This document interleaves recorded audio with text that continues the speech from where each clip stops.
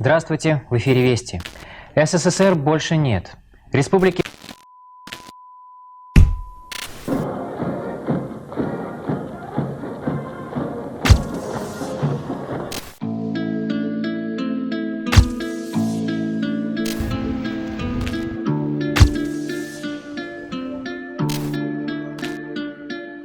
Время идет, но диктат неизменный.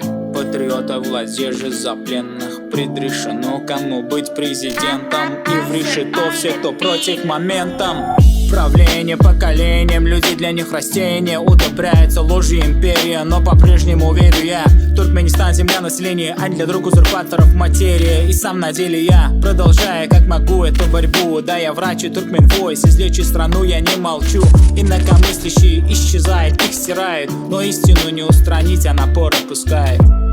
Мы не опустим руки, нет, свободные люди должны жить в свободной стране. Верхушка во мраке и не видит свет, что у подножья народ покажет его след. Туркмен Войс. Мы не опустим руки, нет, свободные люди должны жить в свободной стране. Мрак от власти, но мы видим свет. Он сердце туркменов, что будущее держит след. Всех активистов затыкает, фабрикуя дело. У агентов нацбезопасности под прицелом. Я высказался против власти и пополнил список. Критикуют, чтобы дозвониться, но игнорят вызов. В разности мнения, в диалогах рождается смысл. Но Берды Мухаммедова без компромиссов. Страна закрыта для народа, интернет как роскошь, люди умирают с голода, ведь в горле ком лишь диктатура строже КНДР, от которой мерзко как бы не поили, взгляд наш останется трезвым. Не получится вранье СМИ аккуратно резать, я против и ни один подпись от Мурата Везов.